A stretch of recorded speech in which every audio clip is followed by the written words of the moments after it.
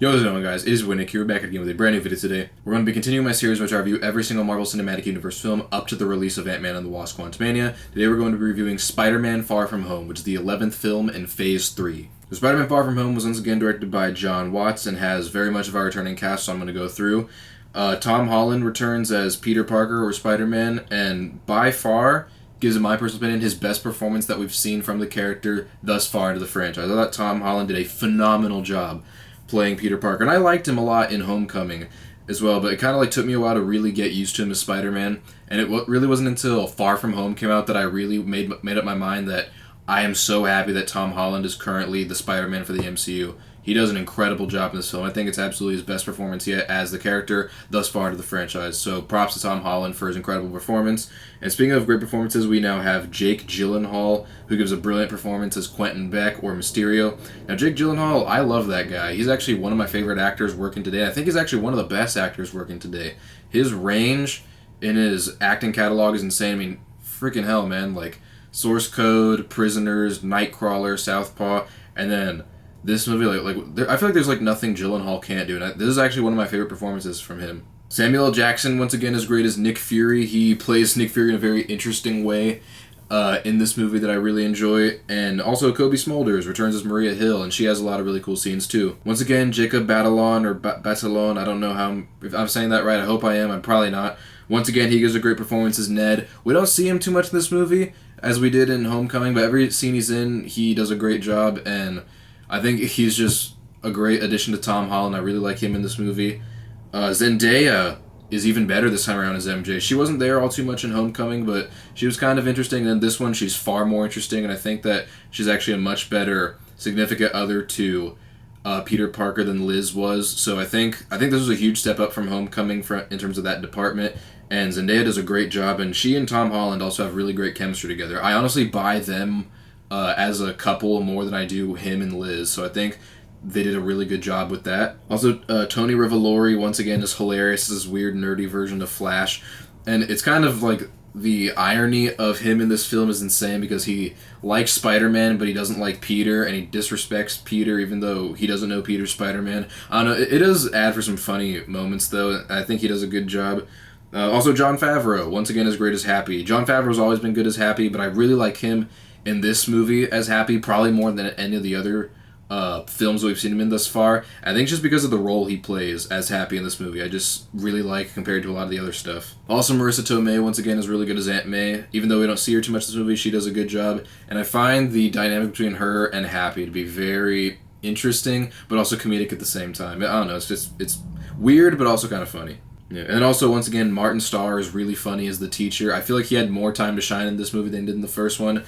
He got into a bunch of funny lines in the first one. He does kind of the same in this one, but I feel like he, as well as the other teacher who was there, who I didn't write down, and I feel like they had more time to be funny in this film, and it's considering that it's a school trip movie, I feel like they added for more comedic moments there, and I thought Martin Starr had really good comedic timing in the movie. Outside of the cast, though, I think this film does a good job of providing information on the blip, which, as you guys know, is when Thanos snapped half the universe, and the actual information they give on it in this movie, it's simple and it's straight to the point, but it works. And I kind of find it interesting, and basically what we learned is that if you blipped, you stayed the same age you were when you did blip, but if you didn't blip, you aged the 5 years that these other people were gone, which is really interesting. But I think it's cool that they put this information in here as opposed to ignoring it. And also, I feel like Spider-Man Far From Home is just a great follow-up story to Avengers Endgame, and I'm going to spoil Avengers Endgame for a second, so if you haven't seen that, what are you doing?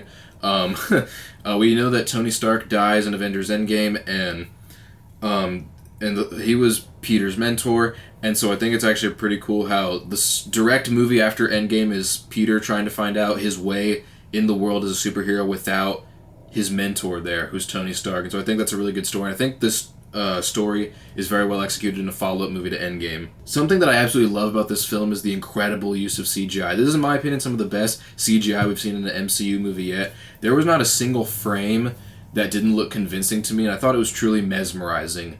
All the stuff they were able to pull off with CGI was trippy, it was weird, but it looked real, and it was great, and I think the way that they pulled it off was so well done. You have to give the visual effects team a huge round of applause for the use of CGI in this movie. And also, because of how great the CGI was, we also have much better action sequences than in Homecoming. That's not the only reason.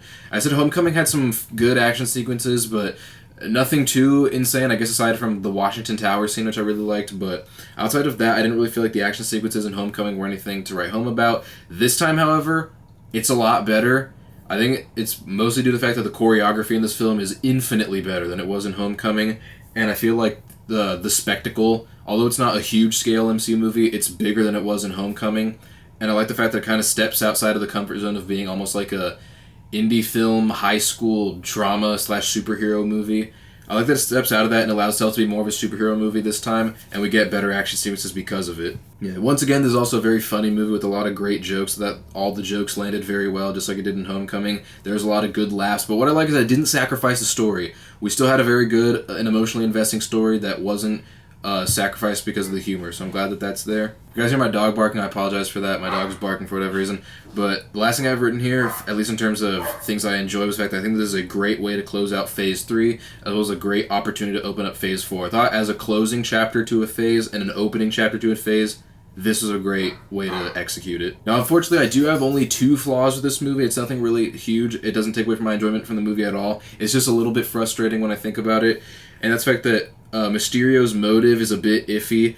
I mean, it does actually make sense in terms of the film, and I think that the fact that they kind of portrayed it to be a very theatrical thing was interesting. I kind of just feel like whenever you really, really think about it, it does feel a little bit ridiculous, but on the surface it actually does make a lot of sense, but I feel like some of the weirdness of this motive is redeemed by Gyllenhaal's performance, so it's not a huge issue at all. It's so minor I can overlook it.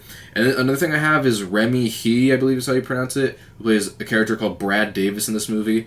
Is weird because Brad Davis, he plays somewhat of a central role to the story, but I find him to be the most forgettable out of all the cast members. And it's not because of the performance, he's just not written to do a whole lot.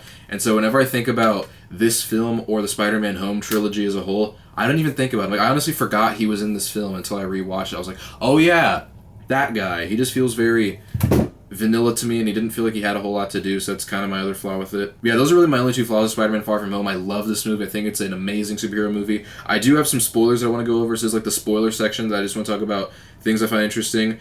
First thing, this is not necessarily a huge spoiler for the movie, it's a big spoiler for the franchise, however, and it's the fact that Captain America is officially pronounced dead. In Endgame, we didn't see him die, but we saw him grow old because of the time thing. And we see during a newscast in this movie all the Avengers that have been pronounced dead, which is Vision, Tony, Black Widow, and now we find out that Cap is dead, and we're assuming it's probably because of old age. I mean, Captain America was 100 years old by the time Endgame happened, so he probably died of old age, but I think the fact that they just put that little bit of information there is important because it is realistic. Yeah, and other spoilers, I talked about, like, we learned more about the blip, and everybody that we met in Homecoming blipped. So Peter's entire class that we met in Homecoming, they all blipped, and I find it really interesting how, because I was wondering who was going to blip and who didn't. I find it interesting how his whole class blipped, and so they're all the same age that they were when they blipped, and they have to basically just live through everything without actually moving forward, which is interesting considering that the time jump is 5 years. But I don't know, I just find that interesting. I have some stuff that I want to get to with the credits, but I'm going to go through some other stuff first. The plot twist in this movie, where it turns out that Mysterio's a bad guy, is, in my opinion, a great plot twist. It was interesting because in the trailer, they made it seem like Mysterio was going to be more of a good guy, and so I find it interesting how he was going to be a bad guy in this movie. However, it is comic accurate, but I find the way that they portrayed it to be very well done. Like, he almost seemed like, oh, okay, he's going to be a good guy, and then it turns out he's not a good guy. It turns out that he's an actor who just wants to get revenge on Tony Stark. And actually what I find really interesting about it is that this kind of reminds me a lot of what they tried to do with the Mandarin in Iron Man 3, except that the execution here is infinitely better, because you get a really good villain out of this plot twist, and also the motive makes a lot more sense, and I just bought him more as a villain. I thought the execution was better, and I buy the motivations a lot more, and everything like makes a lot more cohesive sense than it does in Iron Man 3. So I think this is a plot twist in the MCU done correctly. I will say though, I do think that the plot twist in Homecoming is a little bit better, and I do think that Michael Keaton's Vulture is a better villain overall, but that doesn't take away from the fact that Gyllenhaal's Mysterio is a great villain. And of course I have to talk about the credit scenes. The first one to talk about is we see the newscast where Mysterio is twisting the story of what happened, and he reveals Peter's identity to the world. But the fact that it's being presented by J. Jonah Jameson, played by J.K. Simmons, the actor from the original Spider-Man Raimi trilogy, was awesome. I remember seeing that in theaters being like, what? I could not believe that it happened, and even with stuff that we got going on now, which I won't go into. I find that really interesting and funny, but I'm glad that they did that, because when you think about actors who are perfect for roles, J.K. Simmons as J. Jonah Jameson comes to mind, and he could never be recast. He could never be done the same way as J.K. Simmons. So I think it's cool how instead of recasting him, I was like, you know what? Let's bring back J.K. Simmons. Let's put him into this universe to play J. Jonah Jameson. I thought that was a amazing idea, and I love it so much. And also another thing we'll talk about is the scrolls at the end, where we find out that this whole time Nick Fury and Maria Hill were just scrolls, and that they're actually off planet where Captain Marvel's thing is. And it's not necessarily like a huge thing that I was just like, what? But I thought it was kind of interesting. I was like, okay. And I'm wondering what they're going to do with that, especially with Secret Invasion coming out, which seems to be a lot more about the Skrulls and Captain Marvel. So, I don't know, I just find that a little interesting little thing there. So spoilers and all that aside, I think overall Spider-Man Far From Home is a fantastic superhero movie. I think it's really an amazing Spider-Man movie. It's one of my personal favorites. I think it's very well executed in almost every single way. And I know there's some people who don't like Far From Home more than Homecoming, and I know there's people who like Homecoming more than Far From Home, and I understand that because Homecoming had more of like an indie film kind of vibe, and it was a high school movie, a high school drama, romance with a superhero flavor with it, which made it make it feel a lot more unique, and this one's a lot more mainstream, and it actually made more money than Homecoming. And so I can understand why some people might like Homecoming more. However, I've always preferred Far From Home more just because of the spectacle, and I felt like there were things about Homecoming that were better done in this movie, and that's why I prefer Far From Home. Overall, though, Spider-Man Far From Home is an amazing Spider-Man movie. I love it so much. I'm giving it an overall rating of a 9.5 out of 10. It's a very entertaining movie. I'm going to give it a grade of an A+. I know there's going to be some people who disagree with that, but this is my honest opinion, and I'm not ashamed to say it. I think Spider-Man Far From Home is one of the best Spider-Man movies. Not the best, but one of the best. I think it's one of the best movies that we've had in the MCU, and I think it was very well done. And I am not ashamed to say that. That is my honest opinion of Spider-Man Far From Home. I hope you guys enjoyed the review for Spider-Man Far From Home. Make sure they tune into my channel just a few more days to watch a review of the next movie in the Marvel Cinematic Universe, Black Widow. Hope you guys enjoyed the video. Make sure that you hit the like button, hit the subscribe, hit the notification bell so you get notified about my latest videos. Leave a comment down below letting me know what you thought. And yeah, that's been it. Peace.